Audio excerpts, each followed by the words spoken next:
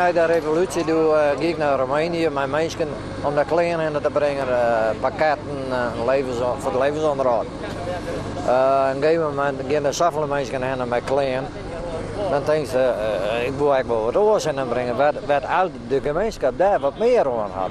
En dan zit ik tegen aan de brandweer. Nou, zat ik daar aan tegen, ik zoek de brandweerkazerne. Ik zei, nou, je struint er weer om en komt een mandje bij me wat ik moest.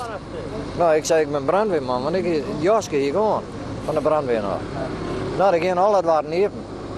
En tot mijn grote verbazing stiert er niks in die garage. Ja, een licht pompje, dat gaat in grote haren. En als je daar een brand moet blussen, maar dat wordt niks.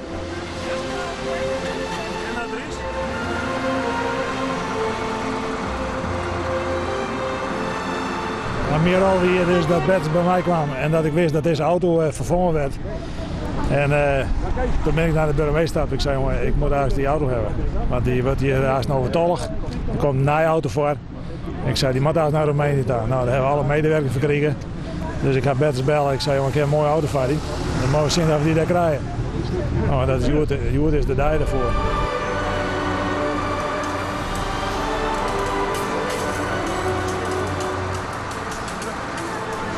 Hoe viel het nou?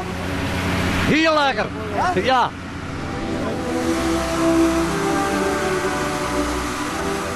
Szóval az életemben egyik legfontosabb időszak ez a mostani.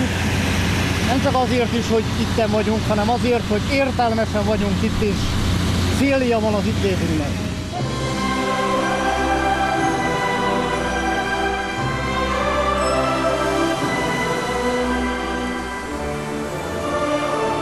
Ilyen típusú, ilyen nincsen, és azért jöttünk 2500 kilométert, hogy ebbe legyen részünk, hogy egy ilyen ajándékot tudjunk adni. Dat is de schakel van de volk zelf. Dat is voor het kapot, dat was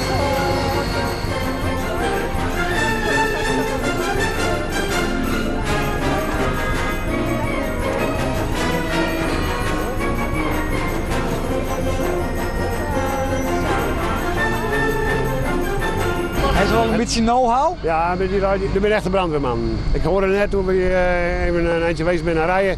Je bent helemaal gek van brandweer.